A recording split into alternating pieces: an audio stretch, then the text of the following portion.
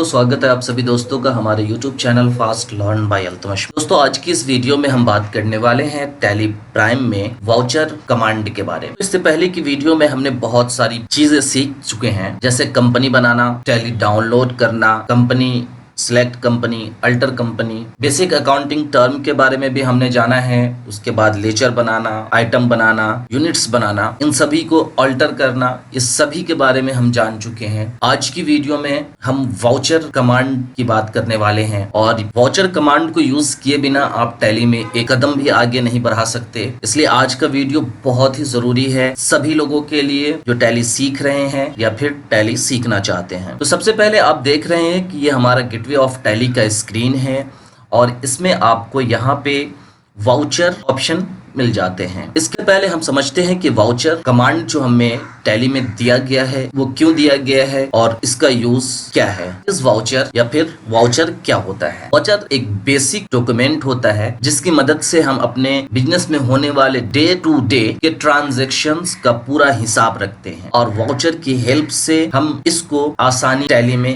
Entry post कर सकते हैं। आज से सालों पहले हम मैनुअली मतलब पेपर पर अपनी अकाउंटिंग को लिखा करते थे और एक रजिस्टर बनाकर उसमें प्रतिदिन के लेन देन का पूरा हिसाब रखते थे, जैसे कि किसी से कितना माल खरीदा, किसको कितना माल बेचा, किस व्यक्ति से कितने रुपए लेने हैं और किस व्यक्ति को हमें कितने रुपए देने हैं, किस व्यक्ति की पेमेंट आई एक्सेट्रा। ऐसे बहुत सारी एक्टिविटीज जो बिजनेस में होती है उसे हम मैनुअली अकाउंटिंग करते थे जब, तो अपने नोटबुक में लिखते थे। जब से टैली प्राइम या टैली ERP सॉफ्टवेयर आया है, हम अपनी रोज की transactions, sale, purchase, payment, receipt, bank से रिलेटेड सभी ट्रांजैक्शंस को टैली प्राइम या फिर टैली ERP 9 या फिर अदर अकाउंटिंग सॉफ्टवेयर की सहायता से वाउचर की मदद से हम कर सकते हैं। वाउचर एक डॉक्यूमेंट होता है। अब जब भी किसी भी जगह कोई चीज खरीदने के लिए जाते हैं और उस चीज के खरीदने के बाद बेचने वाला व्यक्ति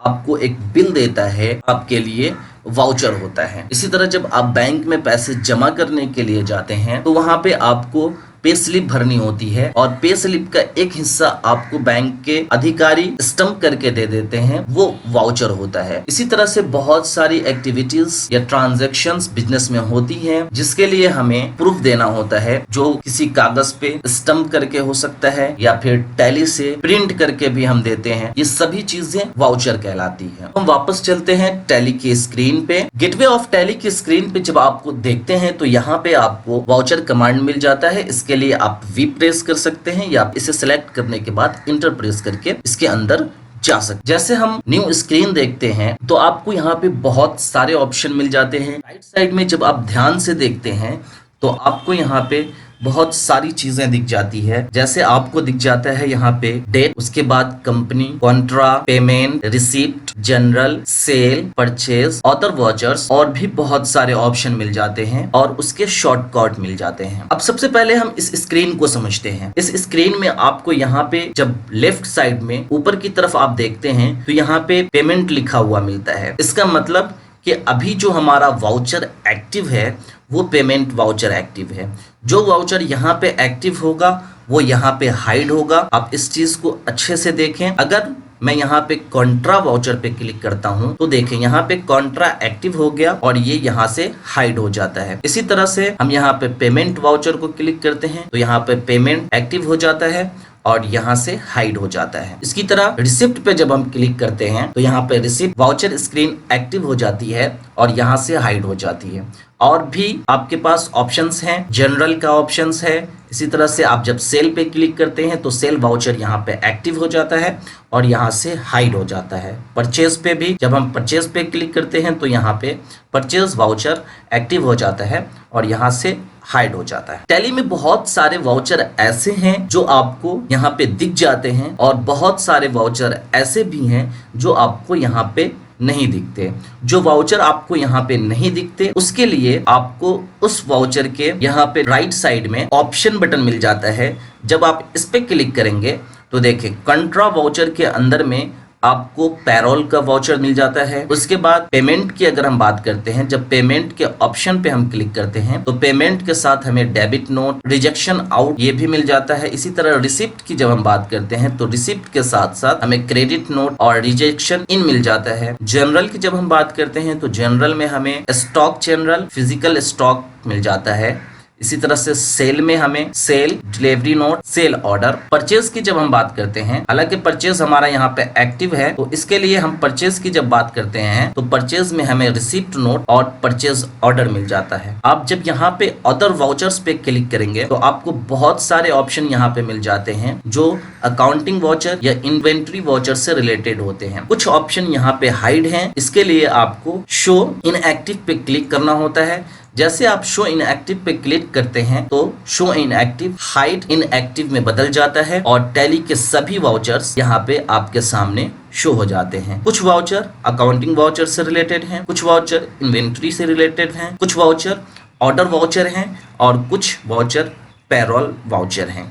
इन सभी की बात हम धीरे धीरे अपनी वीडियो में, कुछ वाउचर्स और उसके शॉर्टकट की बात हम आज की वीडियो में करने वाले हैं और बाकी बचे हुए वाउचर्स और उसके शॉर्टकट की बात हम आने वाली वीडियो में करने वाले हैं। तो हम स्क्रीन से बैक जाते हैं एस्केप की से और यहाँ पे सबसे पहले हम बात करते हैं गेटवे ऑफ टैली के स्क्रीन में वाउचर ऑप्शन के अंदर में आने वाले डेट कमांड। जब हम इस स्क्रीन को देखते हैं और यहाँ पे राइट साइड में देखते हैं तो सबसे ऊपर हमें मिल जाता है डेट। पहले हम डेट को समझते हैं कि टैली में डेट होता क्या है। बिजनेस में होने वाले कोई भी ट्रांजैक्शंस या एक्टिविटी किसी न किसी डेट में की जाती है और बिजनेस में डेट का बहुत ही इंपॉर्टेंट होता है। जबकि जब भी हम किसी को कुछ सेल करते हैं या किसी से कुछ हम परचेज कर रहे होते हैं या कोई उधार लेने वाला हमें पेमेंट करता है या हम किसी को पेमेंट करते हैं और बहुत सारी ऐसी एक्टिविटीज होती हैं टैली में। जब हम इन सभी एक्टिविटीज को रिकॉर्ड करते हैं तो सभी जो एक्टिविटीज होती हैं, सभी एक्टिविटीज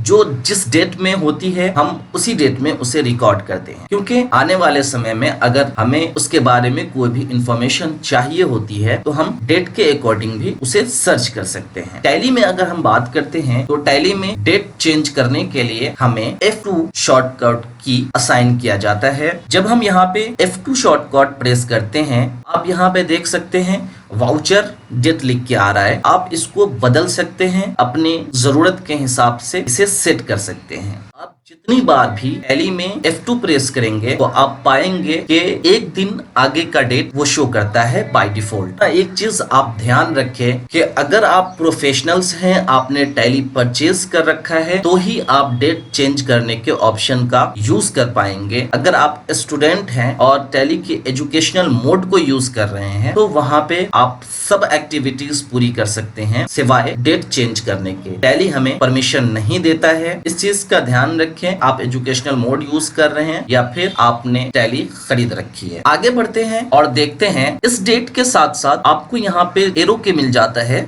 और जब आप यहाँ पे प्रेस करते हैं एरो तो यहाँ पे आपको पीरियड का ऑप्शन मिल जाता है। अब हम समझते हैं कि टैली में पीरियड क्या होता है। कभी कभी टैली में काम करते टाइम आप पिछली फाइनेंशियल ईयर में जाना चाहते हैं या फिर किसी स्पेसिफिक डेट की एक्टिविटीज की जानकारी हासिल करना चाहते हैं। ऐसे में हमें डेट के साथ साथ पीरियड चेंज करने का की भी जरूरत पड़ सकती है, जिसके लिए टैली में Alt F2 शॉर्टकट की का यूज किया जाता है। इस ऑप्शन डेट के साथ में जो एरो का निशान है उसे क्लिक करके आप यहाँ क्लिक कर सकते हैं।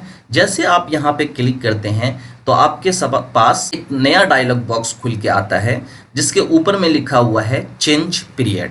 चेंज पीरियड में आपको मिल जाता है फ्रॉम और टू। फ्रॉम यानी कहां से और टू कहां तक, यानी अगर आपको एक स्पेसिफिक 1 जुलाई से लेके 31 जुलाई तक की ट्रांजैक्शंस के बारे में जानना है या उसके बारे में या आपको पिछले किसी फाइनेंशियल ईयर के बारे में जानना है तो आपको जिस डेट से लेके जिस डेट तक जानना है उसे यहाँ पे इंटर करना होगा। अभी हमारा फाइनेंशियल ईयर 2022-23 चल रहा है तो यहाँ पे आपको 1 अप्रैल 2022 दिख रहा है और यहाँ पे 2 में आपको 31 मार्च 2023 दिख रहा है। अगर आप इसके पीछे जाना चाहते हैं तो आप यहाँ पे कर सकते हैं 1 अप्रैल 2021 31 मार्च 2022, ये पिछले फाइनेंशियल ईयर में तब आप चले जाएंगे। तो टैली में डेट चेंज करने के लिए F2 की असाइन किया गया है और पीरियड चेंज करने के लिए Alt F2 की का यूज करके आप अपनी जरूरत को पूरी कर सकते हैं। अब हम आगे बढ़ते हैं और देखते हैं उसके जस्ट नीचे हमें एक तीसरा ऑप्शन मिल जाता है कंपनी, और उसका जो शॉर्टकट की हमें असाइन किया गया है वो F3। यहाँ पे आप जब जाएंगे तो यहाँ पे आपको 3 ऑप्शन मिल जाते हैं, कंपनी जिसका शॉर्टकट की F3 है, सेलेक्ट कंपनी जिसका शॉर्टकट की Alt F3 है, और फिर शट कंपनी जिसका शॉर्टकट की कंट्रोल F3 है। Select company, alter company, shut company के बारे में हमने एक सेपरेट वीडियो में बात किया है, वीडियो नंबर 3 में। अगर आपने वो वीडियो नहीं देखी है, ऊपर आई बटन में आपको लिंक मिल जाएगा, वहां जाके आप देख सकते हैं, या फिर नीचे डिस्क्रिप्शन में भी आपको सभी वीडियो की लिंक मिल जाएगी, वहां पे जाके आप देख सकते हैं। अब हम आगे बढ़ते हैं और देखते हैं हमारा सबसे पहला वाउचर टैली स्क्रीन पे जो हमें मिलता है वो मिलता है कॉन्ट्रा वाउचर। हम समझते हैं कि कॉन्ट्रा वाउचर होता क्या है और इसका यूज हम क्यों करते हैं। जब हम बैंक से कोई लेन देन करते हैं तब कॉन्ट्रा वाउचर का यूज करते हैं। इस वाउचर का प्रयोग हम तब करते हैं जब हमें बैंक में कैश जमा करना होता है या फिर बैंक से हमें विड्रॉल करना होता है। फंड को एक बैंक से दूसरे बैंक में ट्रांसफर करने पर भी हम कॉन्ट्रा वाउचर का यूज करते हैं। इस वाउचर को यूज करने के लिए हमें F4 की प्रेस करना होता है। कॉन्ट्रा वाउचर का प्रयोग मुख्य रूप से 3 या 4 ट्रांजैक्शन में किया जाता है, जैसे कैश डिपॉजिट करने के लिए, कैश विड्रॉल करने के लिए, बैंक से बैंक ट्रांसफर करने के लिए। यानी अगर आपकी कंपनी में 2 बैंक अकाउंट है, आप मान लें कि एक HDFC का है और एक ICICI का है, तो आप अगर चाहते हैं कि HDFC में से कुछ अमाउंट ICICI में ट्रांसफर करें या ICICI में से कुछ अमाउंट HDFC में ट्रांसफर करें, तो इसके लिए जो हमें वाउचर यूज करना होता है वो वाउचर कॉन्ट्रा वाउचर यूज करना होता है, और कॉन्ट्रा वाउचर में ही हमें इसकी एंट्री पास करनी होती है। बहुत सारी कंपनियां ऐसी भी होती हैं जो पेटी कैश मैनेज करती हैं और बैंक से पेटी कैश अकाउंट में पैसे ट्रांसफर करने होते हैं या फिर कैश ट्रांसफर करने होते हैं। ऐसी एक्टिविटीज के लिए आपको कॉन्ट्रा वाउचर यूज करना होता है, और कॉन्ट्रा वाउचर में सिर्फ इन्हीं टाइप के ट्रांजैक्शंस को रिकॉर्ड किया जाता है। यहाँ पे एक चीज आप ध्यान रखें कि कॉन्ट्रा वाउचर में चेक से रिलेटेड एंट्री नहीं की जाती है। अगर आपको कहीं से चेक रिसीव हो रहा है या फिर आप किसी को चेक दे रहे हैं तो इसकी एंट्री कॉन्ट्रा वाउचर में नहीं की जाती है। बैंक से रिलेटेड सभी एंट्रीज कॉन्ट्रा वाउचर में की जाती है, मगर चेक से रिलेटेड कोई भी एंट्रीज कॉन्ट्रा वाउचर में नहीं की जाती है। आगे जो हमारे पास वाउचर मिल जाता है वो वाउचर है पेमेंट वाउचर। पेमेंट वाउचर होता क्या है इसे समझने की कोशिश करते हैं। पेमेंट वाउचर का यूज हम तब करते हैं जब हम किसी पार्टी को कोई पेमेंट कर रहे होते हैं या फिर हम किसी भी खर्चे का कोई पेमेंट कर रहे होते हैं, चाहे वो कैश कर रहे होते हैं या फिर हम बैंक की हेल्प से कर रहे होते हैं। इस वाउचर का प्रयोग किया जाता है। पेमेंट वाउचर का यूज करने के लिए हमें टैली ने जो शॉर्टकट की असाइन किए हैं वो F5 की है, और F5 की प्रेस करने के बाद आप पेमेंट वाउचर का यूज कर सकते हैं। पेमेंट वाउचर में बहुत सारे पेमेंट की ट्रांजैक्शंस की जाती है, जिसमें से कुछ ट्रांजैक्शन किसी पार्टी को आप अगर कैश पेमेंट कर रहे हैं, चाहे वो इंडिविजुअल व्यक्ति हो या फिर वो कोई कंपनी हो या कोई भी फॉर्म हो या फिर आपका कोई भी स्टाफ हो जिसे आप सैलरी पे कर रहे हो, चाहे आप रेंट पे कर रहे हो, बिजली का बिल पे कर रहे हो, कोई भी चीज जो आप बिजनेस से रिलेटेड पे कर रहे होते हैं, तो उसके लिए आपको पेमेंट वाउचर का ही यूज करना होता है और आप पेमेंट वाउचर ही यूज करेंगे। आगे हम बढ़ते हैं और देखते हैं कि टैली में हमारा दूसरा ऑप्शन क्या है। दूसरा ऑप्शन हमें मिल जाता है रिसिप्ट वाउचर। समझने की कोशिश करते हैं कि रिसिप्ट वाउचर का यूज हम तब करते हैं जब हमारे पास पैसे आते हैं। अब चाहे ये पैसे हमारे पास कैश में आते हों या फिर बैंक के माध्यम से आते हों, इस स्थिति में हमें वाउचर का यूज किया जाता है। इस वाउचर का यूज करने के लिए हमें F6 की टैली के द्वारा असाइन किया गया है। जब भी हम F6 की प्रेस करते हैं तो हमारे पास रिसीप्ट वाउचर की स्क्रीन खुल जाती है और रिसीप्ट वाउचर में हम किसी व्यक्ति या पार्टी को उधार बेचे गए माल के एवज में जब वो हमें पेमेंट कर रहे होते हैं तो हम उसकी एंट्री करते हैं। व्यवसाय में यानी बिजनेस में कोई भी संपत्ति नगद जब हम बेचते हैं तो उसकी जो हमारे पास पेमेंट आ रही होती है तो हम उसकी एंट्री करते हैं, या फिर हम कुछ भी सेल कर रहे होते हैं या सर्विस की रेंडरिंग कर रहे होते हैं और उसके बिहाफ पे हमारे पास जो पेमेंट आती है वो हम रिसीप्ट वाउचर में करते हैं। कभी कभी हमें कमीशन प्राप्त होता है, कमीशन रिसीप्ट होता है, कमीशन रिसीव होता है तो इसकी एंट्री भी हम रिसीप्ट वाउचर में करते हैं। ऐसी कोई भी एंट्री जो कैश से रिलेटेड हो और हमारे पास वो चीज आ रही हो तो इसकी एंट्री हम प्राप्त करने वाले हैं, हम रिसीवर हैं, तो इसकी एंट्री हम रिसीप्ट वाउचर में F6 की सहायता से करते हैं। आगे जब हम देखते हैं तो हमें एक ऑप्शन मिल जाता है जर्नल वाउचर का। अब हम समझते हैं कि जर्नल वाउचर होता क्या है। इस वाउचर का यूज मेनली एडजस्टमेंट के लिए किया जाता है, यानी कि जो एंट्री दूसरे किसी वाउचर में नहीं हो सकती है उस एंट्री को जर्नल वाउचर में किया जाता है। इस वाउचर का यूज करने के लिए हमें टैली ने जो शॉर्टकट की असाइन किए हैं वो F7 है। अगर हम इसमें होने वाले ट्रांजैक्शंस की बात करते हैं तो लोन पर जो ब्याज हम पे करते हैं उसकी एंट्री हम जनरल वाउचर में करते हैं। क्रेडिट में अगर हमने किसी से कोई संपत्ति खरीदी है, कोई एसेट्स खरीदी है तो इसकी एंट्री भी हमें जनरल वाउचर में की जाती है। संपत्ति पे हमें साल दर साल डिप्रिसिएशन चार्ज होता है तो इसकी एंट्री भी हम जनरल वाउचर में करते हैं। बिल्स रिसीवेबल हो या फिर बिल्स पेबल हो, इन सभी एंट्रीज हम जनरल वाउचर में करते हैं। यानी आप इतना ध्यान रखें कि हमें एडजस्टमेंट की जो भी एंट्री होती है, चाहे वो एनुअली एंट्री हो, कुछ एंट्रीज ऐसी होती हैं जो साल के फाइनेंशियल ईयर खत्म होने और न्यू फाइनेंशियल ईयर के शुरू होने से पहले हमें पास करनी होती है। ये सभी एंट्रीज हमें टैली प्राइम में हो या टैली ERP सॉफ्टवेयर में हो, जनरल वाउचर के अंदर ही करनी होती है। नेक्स्ट जो हमारा वाउचर है वो सेल वाउचर है और सबसे पहले हम समझते हैं कि सेल वाउचर होता क्या है। वाउचर का यूज हम तब करते हैं कोई भी माल या वस्तु बेचते हैं, चाहे वो उधार बेच रहे हों या फिर हम कैश बेच रहे हों।